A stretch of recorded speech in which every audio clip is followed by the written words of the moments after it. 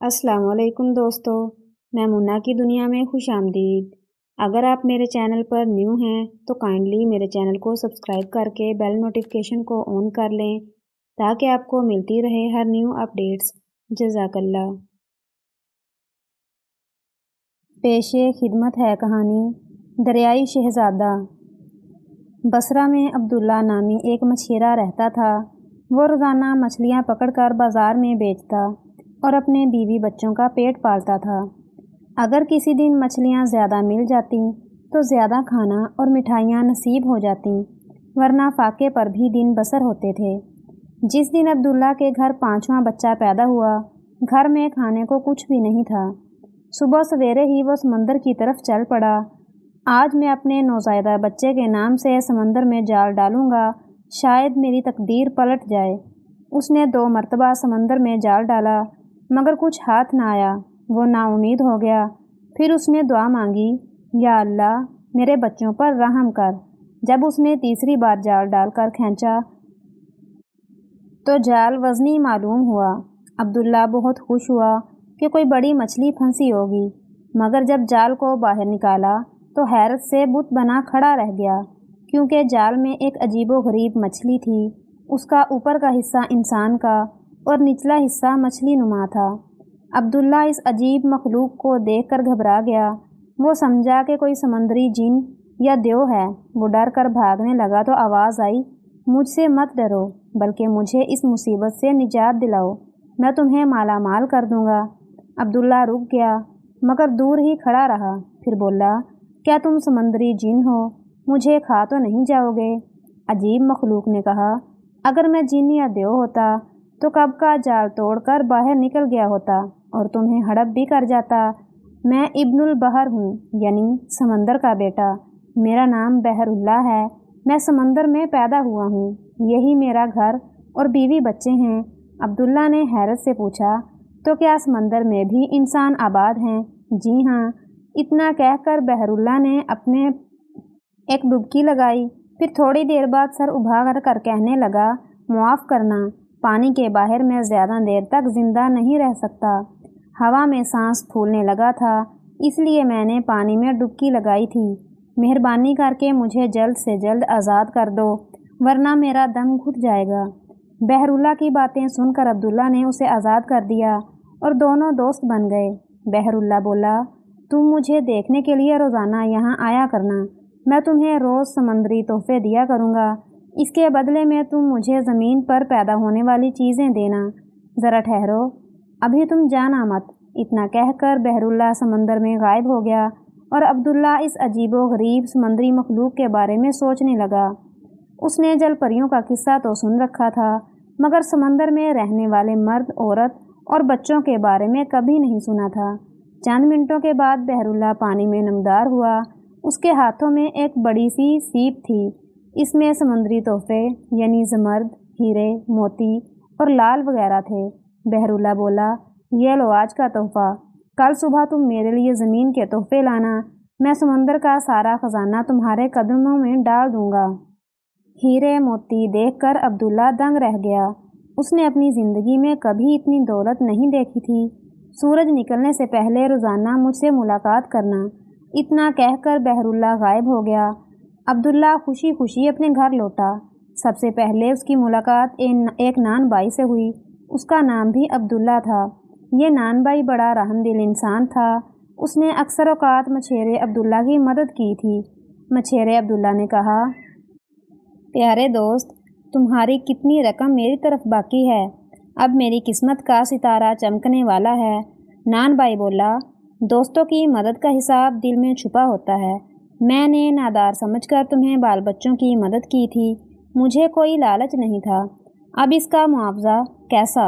मछेरे अब्दुल्ला ने कहा, सच कहा तुमने मेरे दोस्त, मुझ पर तुम्हारा बड़ा एहसान है। फिर उसने मुट्ठी भर कर हीरे मोती नान बाई को देते हुए कहा, ये अपने पास रखो और इनके बदले में मुझे कुछ रुपए दे दो। जब नान बाई अब्दुल्ला ने इतने आबदार मोती और कीमती पत्थर देखे तो उसकी आंखें फटी की फटी रह गईं। उसने भूख लाकर रुपयों का संदूक मछेरे अब्दुल्ला को दे दिया और ताज़ा बने हुए नान और लजीज केक का एक थाल भी पेश किया। ये सब लेकर अब्दुल्ला अपने घर पहुंचा और बीवी से सारा मुआजरा कह सुनाया। फिर बोला, नया बच्चा हमारे लिए खुशियाँ और अच्छी किस्मत लेकर आया है। अब हमें गुर्बत के हाल में नहीं रहना पड़ेगा। उसकी बीवी बोली, सब ठीक है, मगर ये राज किसी पर जाहिर मत होने देना। अगर बादशाह को खबर लग गई तो हमें टैक्स देना पड़ेगा। अब्दुल्ला बोला, मैंने सिर्फ अब्दुल्ला नानबाई को मुट्ठी भर हीरे मोती दिए हैं, जो मेरा सच्चा हमदर्द है। फिक्र करने की ज़रूरत नहीं। जब शाम हुई तो मछेरा अब्दुल्ला बाजार गया और उसने टोकरी भर कर उम्दा उम्दा फल खरीदे। दूसरे दिन सूरज निकलने से पहले ही वो समुंदर के किनारे जा पहुंचा और बहरुल्ला को पुकारने लगा। चंद मिनटों में बहरुल्ला नमूदार हुआ। दोनों एक दूसरे को देखकर बहुत खुश हुए। बहरुल्ला ने फलों की टोकरी ले ली और समंदर में गायब हो गया। अब की बार उसने वही टोकरी भर कर समंदरी दौलत मछेरे अब्दुल्ला को दी। बहरुल्ला की बीवी बच्चे ज़मीन के फल पाकर अजहद खुश हुए, क्योंकि उन्हें समंदर में ये चीज़ें खाने को नहीं मिलती थीं। उनकी नज़र में ज़मीन के उम्दा और लजीज फल समंदरी हीरे मोतियों से कहीं ज़्यादा कीमती थे। हीरे और मोतियों से भरी टोकरी लेकर अब्दुल्ला सीधा नानबाई के पास पहुंचा। नानबाई ने कहा, खुश आमदीद, खुश आमदीद, ए खुश नसीब इंसान, मैंने तुम्हारे मकान पर उम्दा केक, नान खताइयाँ और लजीज नान भिजवा दिए हैं। इस मर्तबा अब्दुल्ला ने नानबाई को 3 मुट्ठी भर कर मोती दिए। अभी नानबाई अपनी खुशी और ताज्जुब का इजहार भी नहीं करने पाया था कि अब्दुल्ला अपने मकान की तरफ चल दिया। पहले उसने नाश्ता किया, फिर उम्दा उम्दा मोती चुन कर एक कपड़े में लपेटा और उन्हें फ़रोख्त करने के लिए जौहरी बाज़ार की तरफ चल पड़ा। एक जौहरी ने जब मोतियों का अंबार देखा तो अजीब नज़रों से अब्दुल्ला की तरफ देखने लगा। उसे यकीन नहीं आ रहा था कि फ़कीरों जैसे लिबास में ये शख्स इतने कीमती और नायाब मोतियों का मालिक हो सकता है। उसने पूछा, क्या तुम्हारे पास ऐसे और भी मोती हैं? मछेरे अब्दुल्ला ने कहा, टोकरी भर कर हैं जनाब। अब जौहरी ने मशकूक होकर पूछा, क्या काम करते हो? अब्दुल्ला ने सादगी से जवाब दिया, मछलियाँ पकड़ता हूँ। जौहरी को यकीन हो चला था कि वह ज़रूर कोई चोर है, इसलिए वो पूछताछ करने लगा, तुम्हारा मकान कहाँ है? अब्दुल्ला बोला, अरे जनाब, क्यों शर्मिंदा करते हो? मकान क्या, एक छप्पर का साया है, सर छुपाने के लिए। मछेरों की बस्ती में रहता हूँ। ये सुनकर जौहरी ने अपने मुलाजमों से कहा, पकड़ लो इस बदमाश को, इसने मलका आलिया का हार चुराया है। आन की आन में ये खबर फैल गई कि मलका आलिया का हार चुराने वाला गिरफ्तार हो गया है। चोर को देखने के लिए भीड़ जमा हो गई। मुलाजमों ने अब्दुल्ला के हाथों को बांध दिया। जौहरी उसे लेकर शाह वक्त के दरबार में पहुंचा और बोला, आलीजा, मलका आलिया का हार चुराने वाला हाजिर है। ये देखिए, हार के मोती इसके पास से बरामद हुए हैं। बादशाह ने मोतियों को गौर से देखा। वह एक अक्लमंद बादशाह था। बगैर सबूत और छानबीन के वो किसी भी मुजरिम को सज़ा नहीं देता था। उसने वज़ीर को हुक्म दिया कि मलका आलिया को मोती दिखाए जाएं। जब मलका ने उन मोतियों को देखा तो उसकी आंखें चमक उठीं। वो बोली, बड़े आबदार मोती हैं, मेरे गुमशुदा हार के मोतियों से कहीं ज़्यादा अच्छे हैं।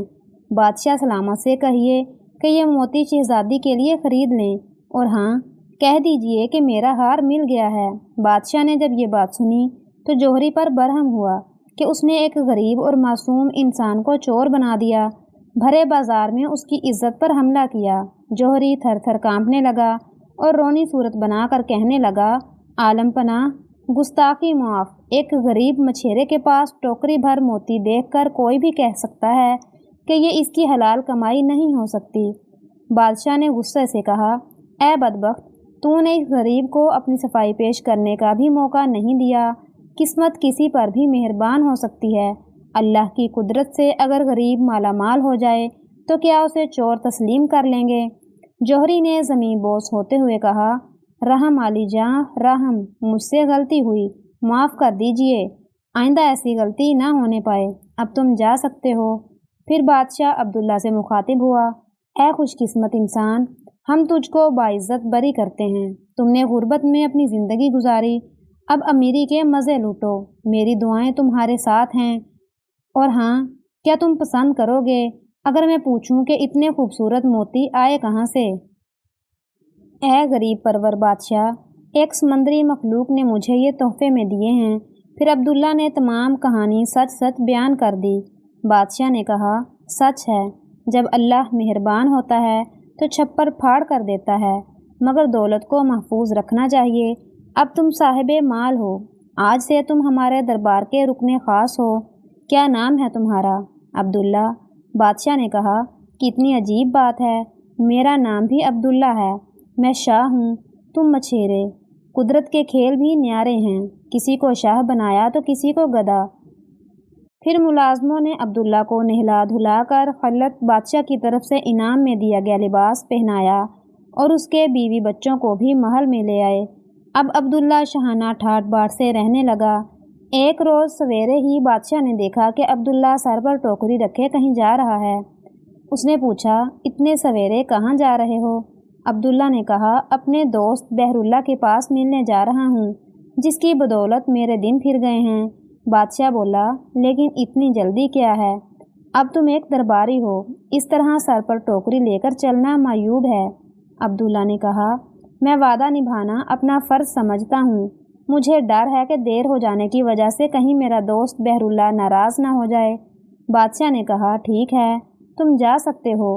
عبداللہ روزانہ کی طرح بحراللہ سے ملا اور پھلوں کے بدلے ہیرے موتی وغیرہ لے کر نان بائی کے پاس گیا۔ نان بائی اسے تعجب سے دیکھنے لگا، پھر بولا، ارے تم تو گرفتار کر لیے گئے تھے نا، یہ شاہی لباس کہاں سے لائے؟ عبداللہ نے ساری روادات کہہ سنائی۔ اس مرتبہ اس نے ہیرے موتی نان بائی کو دیے۔ نان بائی دریائے حیرت میں غرق ہو گیا، پھر عبداللہ کو گلے لگا لیا اور دعائیں دینے لگا۔ خالی ٹوکری لے کر عبداللہ محل پہنچا تو بادشاہ نے پوچھا، شاید تمہارے دوست سے ملاقات نہیں ہوئی، اس لیے خالی ہاتھ آئے ہو؟ عبداللہ نے جواب دیا، یہ بات نہیں عالم پناہ، ٹوکری بھر کر سمندری دولت ضرور ملی تھی، میں نے تمام دولت اپنے نان بائی دوست کو دے دی، اس کا نام بھی عبداللہ ہے۔ میں دولت اس لیے اسے دے رہا ہوں کہ غریبوں کی مدد کا جذبہ اس کے دل میں قائم رہے۔ میں بھی دولت کی وجہ سے اپنا دل سخت کرنا نہیں چاہتا۔ دولت تو آنی جانی چیز ہے، انسان کا بلند کردار ہی اس کی اصل دولت ہے۔ بادشاہ یہ سن کر بولا، سچ کہا تم نے، ہم تمہارے خیالات کی قدر کرتے ہیں۔ مچھیرا عبداللہ جلد ہی شاہی آداب سیکھ گیا اور حکومت کے کاموں میں ہاتھ بٹانے لگا۔ وہ روزانہ سویرے بحراللہ سے ملاقات بھی کرتا اور پھل دے کر ہیرے موتی بھی لاتا۔ کبھی تازے پھل نہ ملتے تو خشک میوے جیسے بادام، کشمش، کاجو، اخروٹ، پستہ اور خوبانی وغیرہ لے جاتا۔ ایک دن عبداللہ نے بحراللہ سے پوچھا، تمہاری سمندری دنیا کیسی ہے؟ بحراللہ بولا، بہت خوبصورت، کیا تم سمندر کی سیر کرنا چاہتے ہو؟ عبداللہ نے جواب دیا، طبیعت تو بہت چاہتی ہے مگر مجبوری ہے، میں زیادہ دیر پانی کے اندر نہیں رہ سکتا۔ یہ سن کر بحراللہ نے کہا، یہ کون سی مشکل بات ہے؟ میرے پاس ایک جادوئی مرہم ہے، اسے لگا لینے سے تم پانی میں سانس لے سکو گے۔ یہیں ٹھہرو، میں ابھی آتا ہوں۔ بحراللہ غوطہ مار کر پانی میں گیا اور چند منٹوں میں ایک ڈبیا لے کر باہر آ گیا۔ عبداللہ نے لنگوٹ باندھ کر سارے بدن پر مرہم لگا لیا، پھر آنکھیں بند کر کے بحراللہ کے ساتھ خدا کا نام لے کر پانی میں کود گیا۔ جب وہ سمندر کی تہہ میں پہنچے تو بحراللہ نے عبداللہ سے آنکھیں کھولنے کے لیے کہا۔ سمندر کا پانی نیلے آسمان کی طرح چمک رہا تھا، جا بجا سمندری پودے اور درخت عجیب بہار دکھا رہے تھے۔ الو کی طرح مچھلیاں، سانپ نما مچھلیاں، شیشے کے جسم والی مچھلیاں، گھوڑے کے سر والی مچھلیاں، پردار مچھلیاں، ہوائی جہاز جیسی مچھلیاں، تتلی اور پھول نما مچھلیاں، غرض کے ہر رنگ اور ہر سائز کی ہزاروں قسم کی رنگین مچھلیاں تیر رہی تھیں، بڑی مچھلیوں کی چھوٹی مچھلیوں کا شکار کر رہی تھیں۔ کہیں گھونگے رینگ رہے تھے تو کہیں سیپ منہ کھولے پڑے تھے۔ ہزارہا اقسام کے کیڑے مکوڑے ادھر ادھر تیر رہے تھے۔ پتھروں کے لڑکھنے سے پانی میں عجیب سی تھرتھراہٹ پیدا ہو رہی تھی۔ رنگین اور چمکدار پتھروں پر سورج کی شعاعیں پڑ رہی تھیں، ان شعاؤں کا رنگین عکس پانی میں لہریں مار رہا تھا۔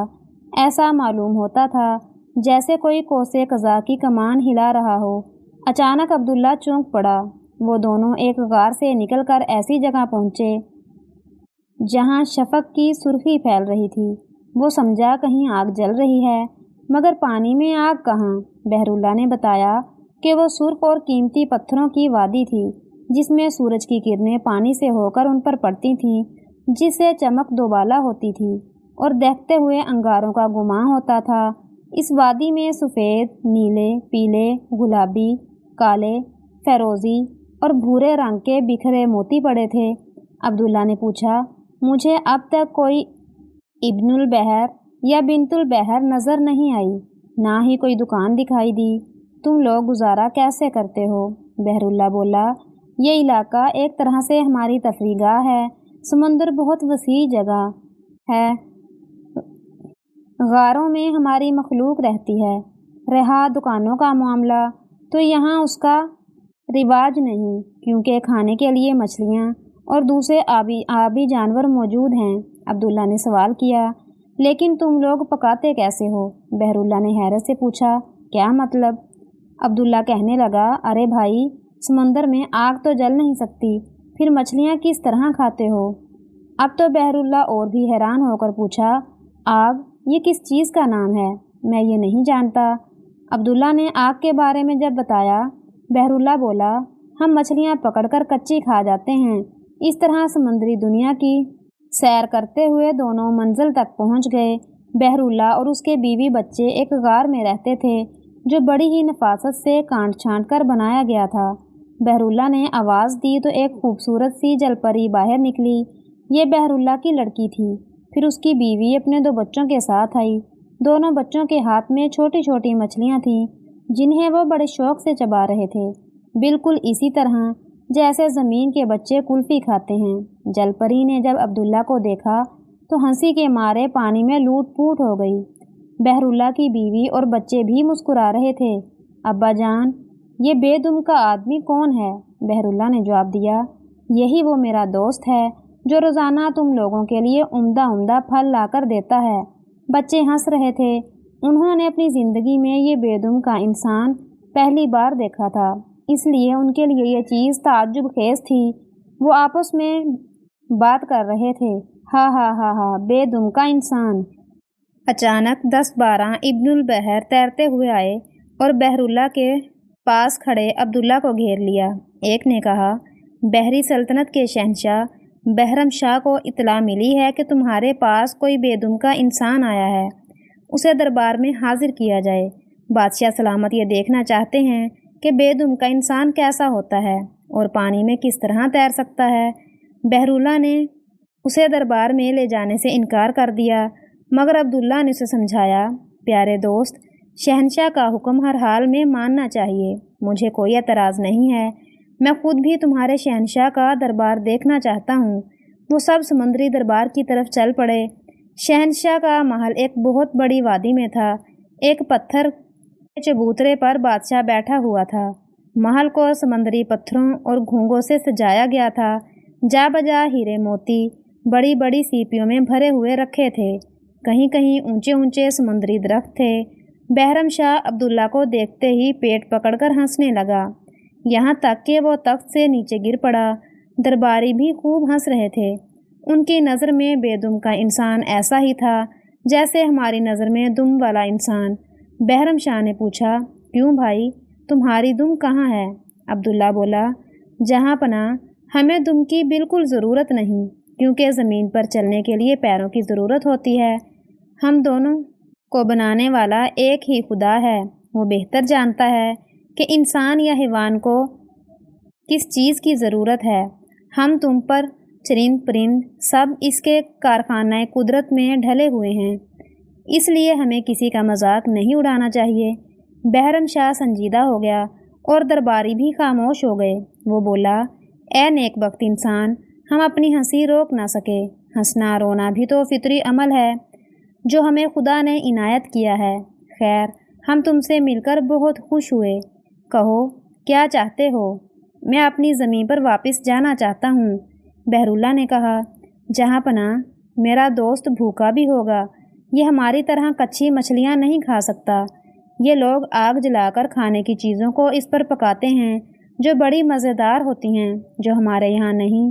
مجھے یقین ہے کہ میرا دوست زمین کے تحفے آپ کے لیے بھی مہیا کرے گا۔ عبداللہ نے وعدہ کیا کہ وہ ضرور بحرم شاہ کے لیے پھل وغیرہ لا کر دے گا۔ بحرم شاہ اس ملاقات سے بہت خوش ہوا اور سمندر کے موتی تحفے میں دے کر عبداللہ کو روانہ کیا۔ بحراللہ اور عبداللہ واپس گھر آئے۔ عبداللہ نے بحراللہ کے بچوں کو پیار کیا اور پھر بحراللہ کے ساتھ سمندر سے واپس آ گیا۔ اس نے کپڑے پہنے اور بحراللہ سے جدا ہو کر محل پہنچا۔ بعد میں عبداللہ نے وعدے کے مطابق بہت سے میٹھے میٹھے پھل اور خشک میوے بحرم شاہ کی خدمت میں پیش کیے۔ ان کے بدلے میں اسے سمندر کے ہیرے موتی ملے۔ اس طرح عبداللہ زمین پر شاہ عبداللہ کا اور پانی میں بحرم شاہ کا دوست بن گیا اور اپنی زندگی بڑی شان سے گزارنے لگا۔ پیارے دوستو، اگر سٹوری پسند آئی ہو تو سٹوری کو لائک اور شیئر کرنا مت بھولیں اور مزید اس طرح کی ویڈیوز کے لیے میرے چینل کو سبسکرائب کریں اور کمنٹ سیکشن میں اپنی قیمتی رائے کا اظہار لازمی کریں۔ جزاک اللہ۔